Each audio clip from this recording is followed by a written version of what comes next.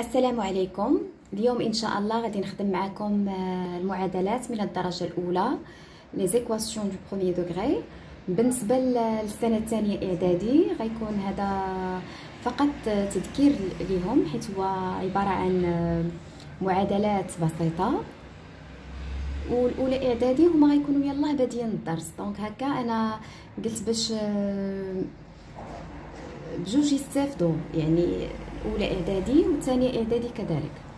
دونك غنبداو هنا عندنا ريزودر لي زيكواسيون سويفون. دونك غنقوموا بحل هاد المعادلات، وكيف ما كتعرفوا بالنسبه لحل المعادلات كيكونوا عندي طرفين، كيكون الطرف الاول والطرف الثاني، واللي كيفصل هاد الطرفين بجوج هو هاد يساوي ايكال.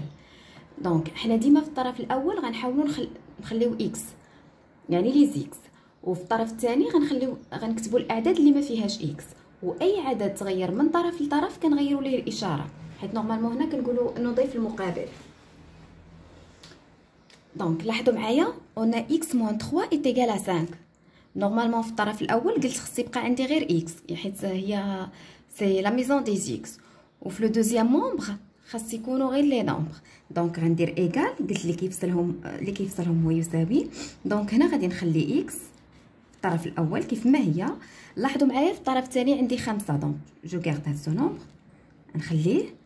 ولاحظوا معايا هاد لو نومبر موان 3 غادي تغير من طرف لطرف، اي عدد تغير من طرف لطرف كنغير ليه الاشاره. فوالا دونك غندير بلس 3. غنكمل. دونك x est égal 5 plus 3 ça fait 8. Si on remplace x par 8, donc 8 moins 3 ça donne 5. Donc voilà, 8 est la solution de l'équation. Donc 8 est la solution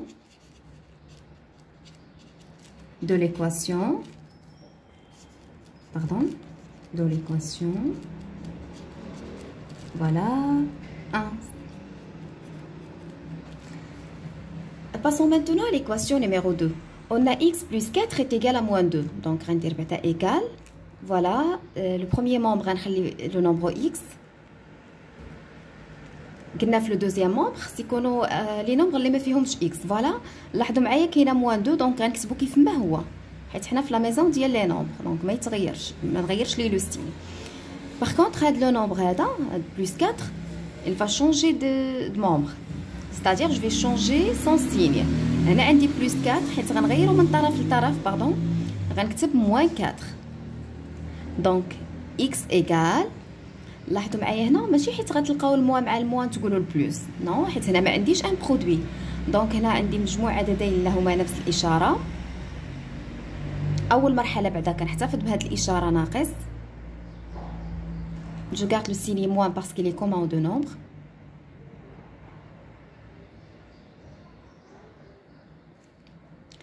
Après on additionne les distances à 0. La distance de moins 2 à 0 c'est 2, la distance de moins 4 à 0 c'est 4, et 2 plus 4 ça fait 6. المسافه ديال العدد ناقص 2 عن الصفر هي 2، حيت المسافه كتكون موجبه، والمسافه ديال العدد ناقص 4 عن الصفر هي 4، و2 زائد 4 6، بالطبع مع الاحتفاظ بالاشاره السالبه. دونك موان 6، ولاحظوا معايا لا عوضنا موان 6 بلس 4 ça donne موان 2. دونك موان 6 est la solution de l'équation, de l'équation 2.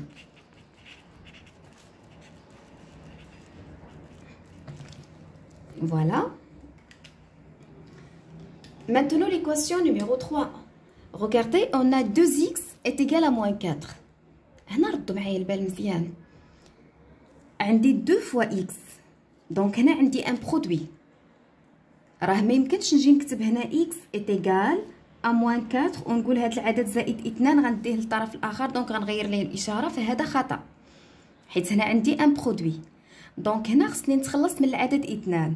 باش نقدر نتخلص من العدد 2 غنضرب هنا في واحد، هاد الطرف 1 على 2، وغنضرب هنا في الطرف الثاني في 1 على 2. علاش قلت لكم غنضرب في 1 على 2؟ حيت انا في الطرف الاول كيبان لي كاينه 2 x، كاينه 2. لاحظوا معايا دونك 2 x، انا خصني نتخلص من 2. دونك هنا عندي ان برودوي فكرت نضرب في 1 على 2 يعني في المقلوب ديال 2 يعني في 1 على 2 ونفس الشيء بالنسبه للطرف الاخر. الا ضربنا هنا 1 على 2 مثلا هنا عندي 2x باردون ايتيغال موان 4، حتى هنا غنضرب في 1 على 2 هكا باش تبقى المتساويه صحيحه. لاحظوا معايا 2 غنختزلها مع 2 غيبقى عندي x، وهنا عندي الجداء دونك غنضرب البسط في البسط والمقام في المقام. موان 4 فوا 1 ça donne موان 4 sur 2. ابري غنختزل باردون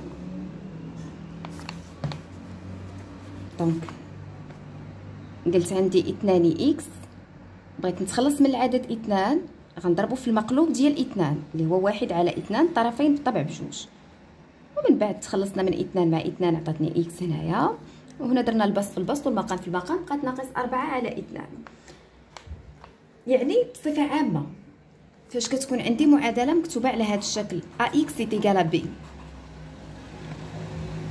دونك هنا كنقول x ايتيغال a b sur a، يعني b على a. قسمت هنا على a حيت a عدد حيت a عدد يخالف الصفر، مثلا 3 4 5 سينو ما غنقدرش نقسم على a الا كان صفر. يعني on va faire la même chose. عندي ax est égal à b، ax est égal à b. donc قلت لكم فاش تلقاو ax est égal à b bien sûr a différent de 0 كنقولوا x est égal à b sur a. voilà هي اللي غنطبق x est égal la valeur de b divisé par la valeur de a. regardez يعني لو نومبر a كنكتبو كيف ما هو، ما خصنيش نغير لو سيني ديالو. voilà x est égal, on va simplifier, 4 divisé par 2 ça donne 2. voilà on a trouvé moins 2, donc moins 2 est la solution de l'équation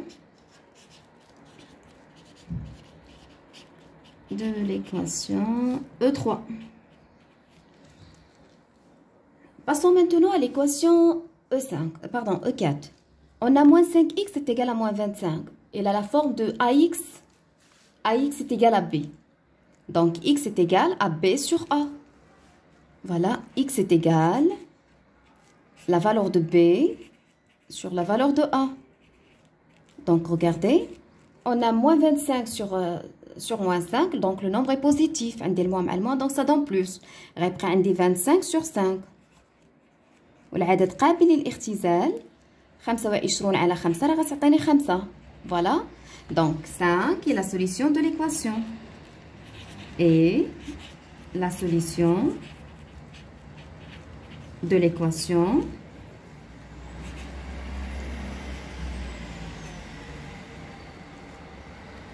(4). Passons maintenant à l'équation, à l'équation numéro 5. Regardez, on a 2x moins 7 est égal à moins 1. Donc voilà la famille des x.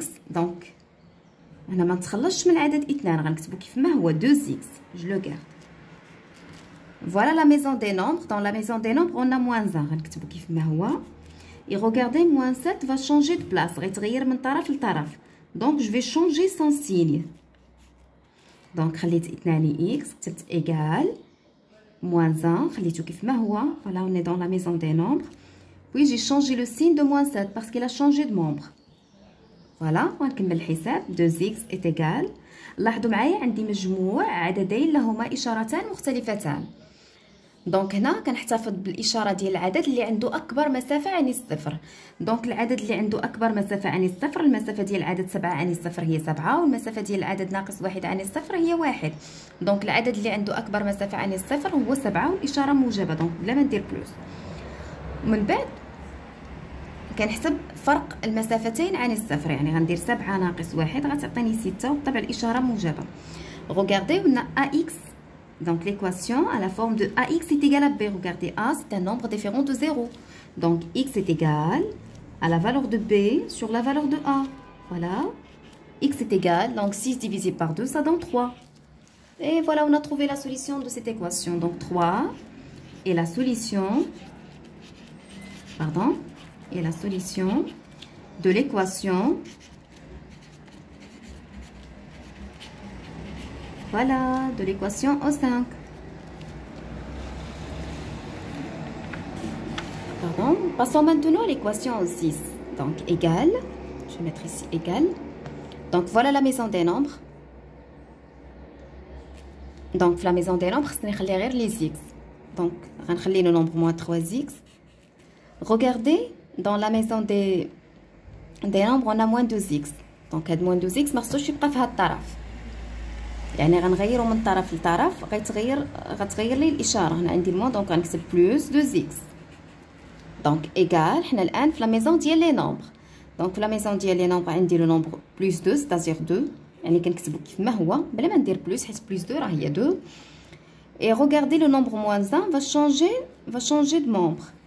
Donc je vais changer son signe. C'est plus 1. Donc égale moins 3x plus 2x. Donc, on a une somme de deux nombres de signes contraires. Donc, ici, je vais garder le signe du nombre qui a la plus grande distance à 0. Donc, le nombre qui a la plus grande distance à 0, c'est le nombre moins 3. Donc, je vais garder le signe moins. Puis, on soustrait les distances à 0. Et 3 moins 2, 3 moins 2, ça donne 1, c'est-à-dire 1x. Je vais mettre ici x égale. Ici, on a 2 plus 1, ça donne 3. Mais ce qu'on cherche, c'est la valeur de x. Regardez ici, on a moins x. حنا اللي خصنا نلقاو هو x، هو قيمة x. دونك باش نتخلص من هاد الناقص غنضرب الطرفين بجوج في ناقص واحد. لاحظوا معايا هنا غنبين لكم هاد المرحلة من نتوما ما غتبقاوش تكتبوها. ناقص x غنضرب هنا في ناقص واحد ايغال لا ميم شوز. نورمالمون في الدوزيام مومبر عندي 3 غنضربها حتى هي في ناقص واحد باش تبقى المتساويه صحيحه. ضربت هنا في عدد خصني نضرب حتى الطرف الثاني في نفس العدد. دونك سالب مع السالب غيعطيني موجب. فوالا on a trouvé x et 3 fois moins 1 ça donne moins 3. Voilà, on a trouvé la solution. Donc moins 3 est la solution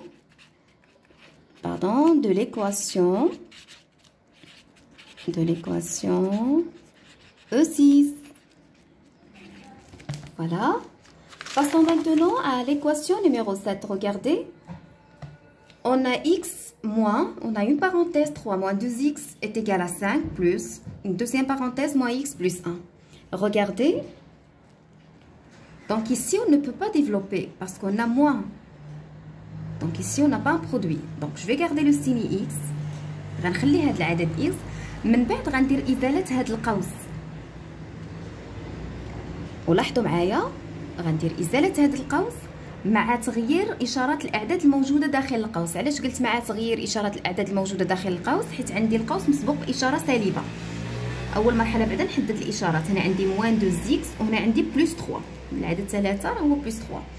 دونك غندير إزالة هاد القوس وغنغير هاد الإشارات ديال هاد الأعداد. يعني هنا بلا ما تبقاو تكتبوا في هاد لو ستيل. فقط ملي تلقاو قوس مسبوق بإشارة سالبة غنعطيكم هاد الطريقه غير باش تسهل عليكم. غديروا ازاله القوس مع تغيير اشارات الاعداد الموجوده داخل القوس دون كتابه هاد الاشاره. دونك هنا عندي بلس 3 حنا غنكتبوا موان 3. هنا عندي موان 2 زيكس غنكتبوا حنا بلس 2 زيكس. غيرنا الاشارات لانه مسبوق باشاره سالبه. ايغال هنا عندي 5. لاحظوا معايا القوس الثاني هاد القوس مسبوق باشاره موجبه. دونك غندير ازاله القوس دون تغيير اشارات الاعداد الموجوده داخل القوس. دونك هنا كاين بلس 1 وهنا كاينه موان اكس ما غاديش يتغيروا ما غنبقاوش نكتبوا في هذه الاشاره. دونك موان اكس بلس 1 غندير ايكال. غنحسب بعدا نكتب بعدا لي زيكس اللي كاينين في هذا الطرف. دونك عندي اكس بلس 2 زيكس موان 3. نبدا بالعدد اللي فيه اكس. ها هي موان اكس كنكتبوا بالاشاره ديالو بلس 1 وهنا راه هذه بلس 5. لاحظوا معايا ايغال. دونك هنا عندي اكس يعني 1 اكس نورمالمون 1 اكس بلس 2 زيكس حيت كاينين اللي كيجيو كيكتبوا 2 زيكس كاري. هذا خطا. انا عندي 1 اكس بلس 2 زيكس. نورمالمون هنا ملي كتلقاو هذه الكتابه 1 اكس بلس 2 زيكس هنا عندي العامل المشترك راه هو اكس. انا غير كنوضح لكم. لاحظوا معايا العامل المشترك هو اكس. دونك هنا عندي ان سوم غنخليها كيبقى ليا في الطرف الاول 1 وفي الطرف الثاني 2. دونك 1 زائد 2 هي 3 وما نساوش اكس. غنعطيكم مثال اخر. مثلا الا كانت عندي 4 اكس ناقص او زائد اكس. دونك هنا عندي 4 في اكس وهنا عندي 1 في اكس. لاحظوا معايا ان العامل المشترك هو اكس. انا غندير بلس حيت عندي دو تيرم. في الطرف الاول كيبقى 4، في الطرف الثاني 1، دونك 4 زائد 1 5. دونك 5 في اكس، 5 في اكس باردون راه هي 5 اكس. امتى كنديرو اكس اس 2؟ فاش كيكون عندي الضرب مثلا تكون اكس في اكس هنا on garde la base puis on additionne les exposants. 1 plus 1 ça donne 2 وغتولي عندي اكس كاري. فوالا دونك هنا عندي 1 x plus 2 x ça donne 3 x. دونك 3 x moins 3. وهنا عندي موان x دونك غتبقى حيت ما كاينش شي عدد اخر في x. وهنا بلس 6. دونك كتبناها على هذا الشكل. الان لي زيكس اللي كاينين في الطرف الاول باردون في الطرف الاول غنكتب فيه لي زيكس. دونك هنا عندي 3 زيكس غنخليها كيف ما هي. هاد موان اكس va changer de place donc je vais changer son signe donc plus x on le fait passer au second membre égal هنا عندي لو نومبر 6 يعني بلس 6 غنخليه كيف ما هو حيت حنا في لا فامي ديال لي نومبر. moins 3 va changer signe va changer pardon de membre donc je vais changer son signe et voilà je vais mettre ici plus 3 égal ici on a 3x plus 1x. ما يمكنش ندير 3x au carré ça c'est fou. يلا شرحتها لكم يعني ما كتغيروش، ما يمكنش ديروا اس 2 الا ما كانش الضرب. مثلا كون كان 3x fois x وين كتبت 3x carré مي هنا لا عندي 3x plus 1x ça donne 4x 6 plus 3 ça donne 9.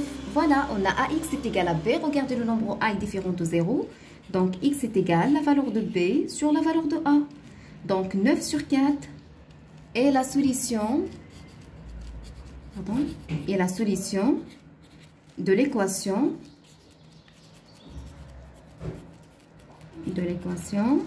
O7 c'est-à-dire l'équation 7. Passons maintenant à l'équation numéro 8. Regardez, on a deux facteurs de x moins 3 moins 4 est égal à x moins 7. Donc regardez ici on a un produit donc on va développer 2 fois x ça donne 2x 2 fois moins 3 2 fois moins 3 produit de deux nombres de signe contraire donc est négatif. جودا عددين لهما اشارتان مختلفتان تيكون سالب. 2 fois 3 ça donne 6 وما نساوش moins 4. هنا ما نقدرش نضرب 2 fois moins 4 حيت انا عندي moins 4 عندي une différence donc هنا x moins 7 غنكتب égal غنخليها 2x. regardez ça c'est moins 6 moins 4 اللي غيجي يقراها 6 moins 4 ça c'est faux. ديما ردوا البال لو سيني كيكون قبل من لو نومبر. moins 6 moins 4 دونك هنا غادي نحتفظ بالاشاره السالبه وغنجمع مسافه العددين عن الصفر. المسافه ديال العدد ناقص 6 عن الصفر هي 6 والمسافه ديال العدد ناقص 4 عن الصفر هي 4 و6 زائد 4 10 وهنا x moins 7 x c'est-à-dire plus x. donc voilà هنا غندير les x. هنا كاينه 2x. regardez plus x on le fait passer au second membre donc il va changer de signe. je vais mettre moins x égal on est maintenant dans la maison des nombres et dans la maison des nombres on a moins 7. je le garde. Puis on a le nombre moins 10, on le fait passer au second membre, donc je vais changer son signe. Je vais mettre plus 10 égal. Donc on a 2x moins 1x. 2x غنحيد منها 1x. يعني غيبقى ليا 1x غيبقى عندي x. moins 7 plus 10 عندي مجموع عددين لهما إشارتان مختلفتان. donc كنحتفظ بالعدد اللي عنده أكبر مسافة بالنسبة للإشارة غنوضع الاشاره ديال العدد اللي عنده اكبر مسافه عن الصفر. العدد اللي عنده اكبر مسافه عن الصفر هو بلس 10 دونك لو نومبر لو سيني بوزيتيف بلا ما نكتب هنا بلس. وكنحسبوا فرق مسافتي العددين عن الصفر. المسافه ديال العدد 10 عن الصفر هي 10 والمسافه ديال العدد ناقص 7 عن الصفر هي 7 و10 ناقص 7 راه هي 3. voilà on a trouvé la solution donc 3 et la solution de l'équation est la solution de l'équation de l'équation E8 c'est-à-dire 8. Passons maintenant à l'équation numéro 9. regardez on a 4 moins 2 facteurs de x moins 3 est égal à x moins 4. Donc, regardez ici, on a deux fois deux facteurs. Donc, on a moins 4, moins, et on a deux fois. Donc, la multiplication est prioritaire. On ne peut pas compter 4 avec le nombre 2. Ça, c'est faux. Je garde le nombre 2. Après, on développe moins 2 fois x.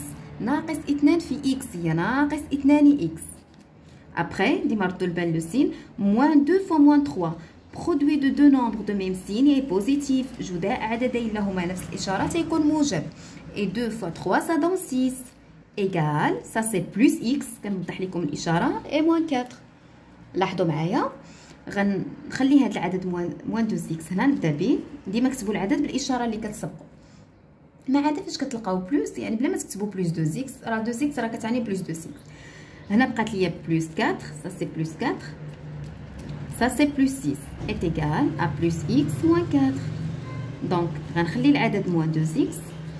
Plus 4 plus 6 ça donne plus 10. On a عندي x moins 4. Donc les x غنديرهم في الطرف الأول. لاحظوا معايا. Moins 2x plus 1x. On le fait passer au second membre. Donc je vais changer son signe. C'est moins 1x.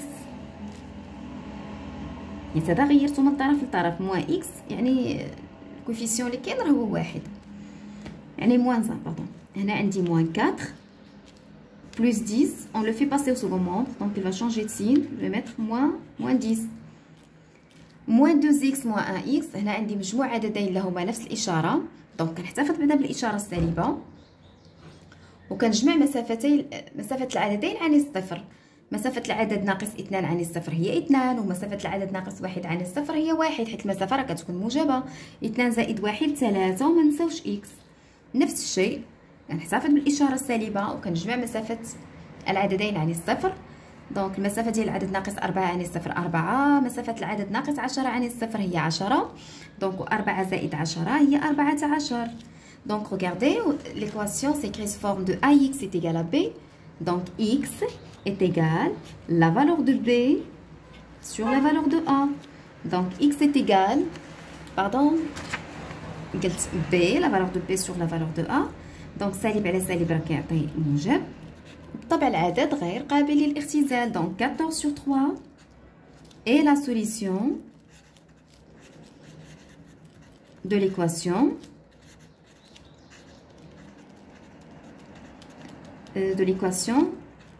en 9. بصفه عامه اللي بغيتكم تفهموه مزيان ملي كتكتب المعادله. دونك غنعطيكم هنا واحد الخلاصه. فاش كتكون عندي معادله مكتوبه على هذا الشكل ax est égal à b. دونك ريغاردي خاصني ديما نشوف هذا لو نومبر a في الاول. الا كان عندي لو نومبر a ريغاردي a ديفيرون دو 0 a يخالف الصفر. يعني 3 4 5 ميم يقدر يكون سالب ماشي مشكل. دونك كنكتبوا بالنسبه لا سوليسيون كنكتبوا x est égal la valeur de b sur la valeur de a. يعني كنقدر ندير a في المقام. نتوما راه كتعرفوا ان المقام خصو يكون كيخالف الصفر. دونك ها هي الحاله الاولى خدمناها. بالنسبه للحاله الثانيه لاحظوا معايا الا كان a كيساوي الصفر مثلا هو صفر a كيساوي الصفر et b يخالف الصفر. يعني المعادله غتكتب على هذا الشكل. لاحظوا معايا قلت لكم a يساوي الصفر و b يخالف الصفر. دونك في المكان ديال a غندير صفر غتولي صفر x كيساوي b. يعني هاد b يقدر يكون 3 4 5 6 7 يقدر يكون اي عدد ناقص 1 ناقص 1 على 2. لاحظوا معايا واش كيبان لكم هذا الشيء صحيح ان صفر يكون كيساوي شي عدد اخر مثلا 3 4 5. هل هذا صحيح؟ واش صفر ممكن يساوي 3 او 4 او ناقص 1؟ بالطبع غير صحيح. بما انه غير صحيح يعني ما كاينش شي عدد غيحقق ليا هذا الشرط. غنعطيكم عدد باش تفهموا مزيان. قلت لكم صفر اكس يساوي ب. يعني مثلا صفر اكس تساوي 5. صفر لا يساوي 5، صفر يخالف 5. يعني حتى الا بدينا كنعوضوا مثلا ناخذوا اي عدد نعوضوا اكس بواحد، صفر في واحد راه غيعطيني صفر وهنا عندي 5، صفر في 2 غيعطيني صفر وحنا عندنا هنا 5. يعني ما كاينش شي عدد اللي غيحقق لي هذا الشرط، ما كاينش شي عدد غنضربو في صفر وغيعطيني 5. كنقول ما كاينش شي عدد، دونك ليكواسيون نادمي با دو سوليسيون. دونك هنا ليكواسيون لاحظوا معايا، بغيتكم تفهموا مزيان هاد الحاله، ليكواسيون نادمي با سوليسيون، يعني المعادله لا تقبل حل، نادمي با سوليسيون. لاحظوا معايا الا كان بالنسبه للحاله الاخرى غندير معكم هنايا، الا كان a كيساوي صفر et b aussi est égal à 0. Donc on va remplacer a par 0 dans cette équation et b par 0. 0x est égal à 0. Donc صفر راه كيساوي الصفر، يعني هذا صحيح، ماشي بحال الاولى اللي كان عندنا صفر اكس يساوي 3 ولا 4، حيت ما يمكنش يكون صفر يكون كيساوي 3، فصفر يخالف 3. داكشي علاش قلنا هنا راه ليكواسيون نادمي با دو سوليسيون. باغ كونطخ هنايا عندي 0 اكس est égal à 0، ça c'est vrai، يعني هذا صحيح. ولاحظوا معايا اي عدد خديتو مثلا واحد، صفر في واحد راه غتعطيكم صفر، خديتو عدد سالب صفر في ناقص واحد راه غتعطيكم صفر. يعني هنا اي عدد عوضناه، يعني درناه في المكان ديال اكس، عوضناه ب اكس وضربناه في صفر راه كيعطينا صفر. يعني هنا كاع الاعداد كيحققوا لينا هذا الشرط. دونك هنا كنقولوا ici il y a une infinité de solutions. Donc هنا tous les nombres sont des solutions de l'équation. Donc هنا كيف ما قلت لكم عندي tous les nombres sont des solutions de l'équation. هنا ما كنحددش لكم، ما قلتش لكم لي نومبر ريال ولا لي نومبر راسيونيل، حيت بالنسبه للسنه الاولى اعدادي الا قلت لهم لي نومبر باقي ما شافوش، باقي غيكونوا باقي ما كيدويوش لهم على لي نومبر ريال. داكشي علاش قلت لكم بصفه عامه tous les nombres sont des solutions de cette équation, c'est-à-dire il y a une infinité de solutions. كنتمنى تكونوا فهمتوا مزيان هادشي اللي شرحت لكم دابا، وبالطبع الا كان عندكم شي سؤال حتى تقولوها ليا، وكنتمنى لكم التوفيق.